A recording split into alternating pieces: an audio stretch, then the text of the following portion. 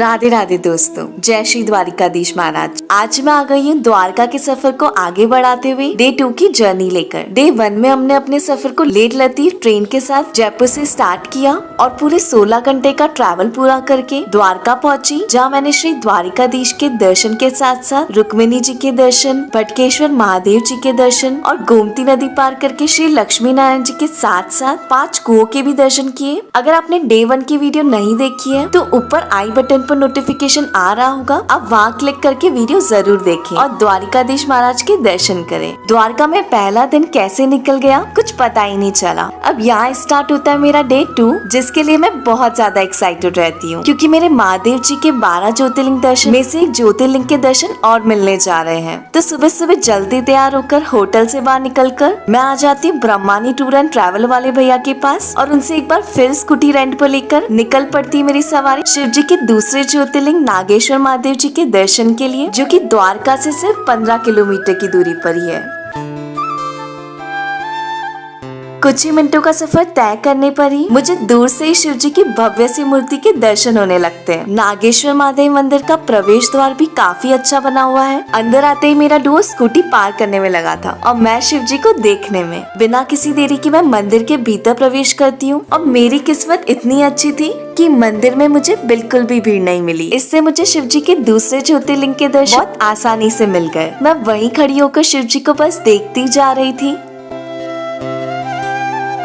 एक कथा के अनुसार दारुका नामक राक्षस ने सुप्रिया नाम की शिव भक्त को कैद कर लिया था। तब अपने भक्त की रक्षा के लिए भगवान शिव एक बिल से शिवलिंग के रूप में प्रकट हुए और राक्षसों का विनाश किया। उसके बाद सुप्रिया ने शिव जी को वहीं रहने का आग्रह किया और अपने भक्त की इच्छा को पूरा करते हुए शिव जी नागेश्वर ज्योतिर्लिंग के रूप में वहीं स्थापित हो गए। ज्योतिर्लिंग के दर्शन के बाद मैं नंदी जी के दर्शन करती हूँ और अपनी बात उनके कान में कह देती हूँ। उसके बाद मैं आ जाती हूँ शिव जी के त्रिशूल के पास, जो कि काफी बड़ा है, और वहीं मुझे आदि शक्ति जी के दर्शन प्राप्त हो जाते हैं। मंदिर परिसर के अंदर ही शिव जी के लिए प्रसाद भी मिलते हैं। इसके बाद मैं बाहर आ जाती हूँ और मंदिर का चक्कर लगाकर मंदिर की भव्यता देखते हुए पहुँच जाती हूँ बड़े वाले शिव जी के पास, जो आसमान की ऊंचाइयों को छू रहे थे। यहाँ पर इन्हें प्रणाम करके और इनके प्रिय गाय माता को प्रेम करके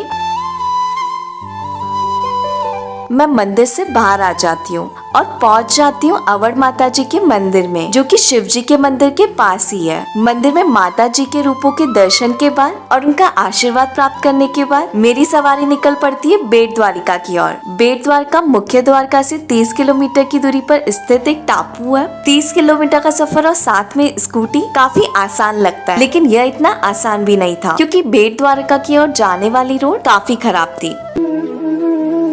ऊपर से धूल मिट्टी के साथ साथ शरीर को जला देने वाली गर्मी। लेकिन इन सब परेशानी से निपटते हुए मैं पहुंच जाती हूँ बेट द्वारका के बाहरी होर पर, जहाँ से नाव का 2.5 किलोमीटर का सफर स्टार्ट होता है। सबसे पहले यहाँ बाहरी टिकट काउंटर से 40 रुपए और 100 रुपए के 2 टिकट ऑप्शन मिलते हैं। 40 रुपए में सवारी नाव और 100 रुपए में प्राइवेट नाव लेने का ऑप्शन है, लेकिन यह सिर्फ कहने के लिए है, क्योंकि प्राइवेट नाव में भी सवारी जैसे लोगों को भर ही लेते हैं। यहाँ पर ये स्कैम तो हो ही रहा था, लेकिन मैं चालाक के साथ साथ कंजूस भी हूँ। तो 40 रुपए का टिकट लेकर 20 मिनट के नाव का सफर पूरा करके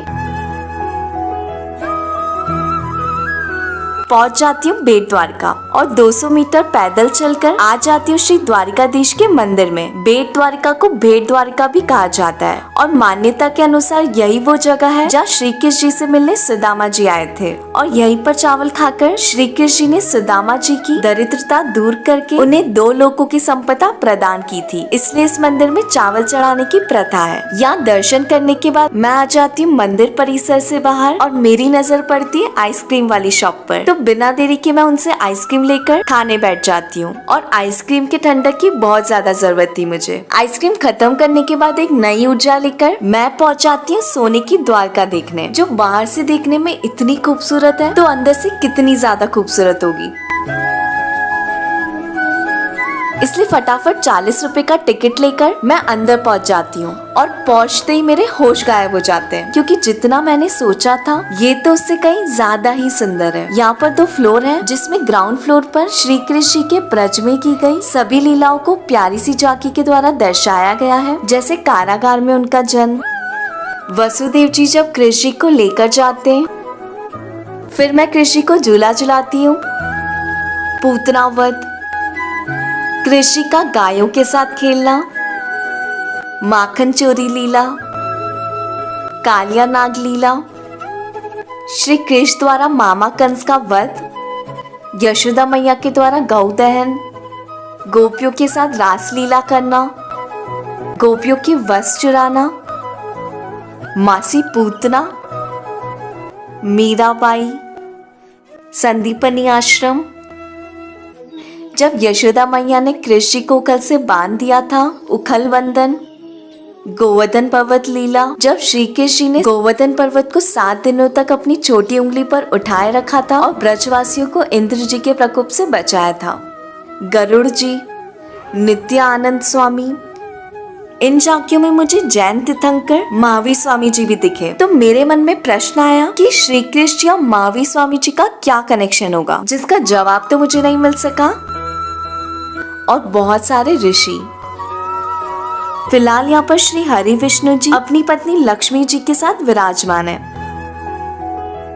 और यहाँ पर लक्ष्मी जी की अलग अलग रूप की भी झांकी थी, जिनके दर्शन आप भी कर लीजिए। सोने की द्वारका के 2nd फ्लोर पर हमें श्री कृष्ण जी के महाभारत से संबंधित झांकियां देखने को मिलती है। झांकियों को देखते देखते मैं तो सोने की द्वारका में खो ही गई थी। फिलहाल यहाँ से बाहर जाने का तो मन नहीं था, लेकिन मेरा सफर लंबा है और समय की कमी थी, तो मैं वापस अपनी नाव पकड़कर लौट पड़ती हूँ और स्कूटी लेकर अपने होटल पहुँच जाती हूँ, क्योंकि अब मुझे जाना है द्वारका का फेमस बीच शिवराजपुर बीच में। शिवराजपुर बीच गोवा बेस पर बना हुआ बीच है, जो कि द्वारका से 12 किलोमीटर की दूरी पर है। फिर कुछ खराब रास्तों का सामना करते हुए फाइनली शाम के टाइम पहुंच जाती हूँ शिवराजपुर बीच, जिसकी एंट्री फीस 30 रुपए पर पर्सन देकर गेट से एंट्री करती हूँ और इन हरे भरे पेड़ों से होते हुए छोटे छोटे कदमों को बढ़ाते बढ़ाते आखिर बीच पर पहुंच ही जाती हूँ। एंट्री गेट से बीच तक आने के लिए काफी पैदल चलना पड़ता है। मैं अपनी लाइफ में पहली बार बीच पर आई थी, तो मुझे यहाँ सब एंजॉय करना था। तो मेरी शुरुआत होती है समुद्र की लहरों से खेलने से, जिसमें मुझे काफी मजा आ रही थी।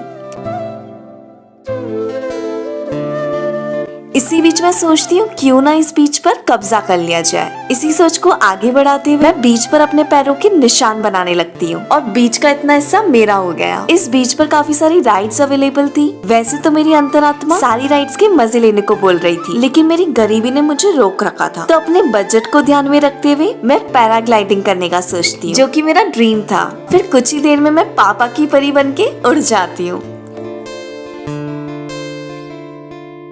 लेकिन ज्यादा देर तक मैं आसमान की ऊंचाइयों पर नहीं रह पाती और मेरा पैराशूट मुझे धरती पर पटक देता है। जमीन पर आते ही मुझे मेरे पैरों की कमजोरी का पता चला, क्योंकि मैं गिर गई थी। पैराग्लाइडिंग के बाद कुछ पल समुद्र के किनारे बैठकर सुकून को महसूस करती हूँ और फिर शाम होते ही मैं रेत पर फिसलते फिसलते अपने होटल की तरफ निकल पड़ती हूँ। इस तरह द्वारका में मेरा सफर समाप्त हो जाता है। अगर आपको वीडियो पसंद आई तो प्लीज इस वीडियो को लाइक और कमेंट कर दें, और जिन्होंने अभी तक हमारे चैनल को सब्सक्राइब नहीं किया है प्लीज जल्दी से सब्सक्राइब कर लीजिए और मेरे साथ भारत यात्रा में जुड़ जाइए। जय श्री द्वारिकाधीश महाराज, हर हर महादेव। मिलते हैं आप सबसे नेक्स्ट वीडियो में।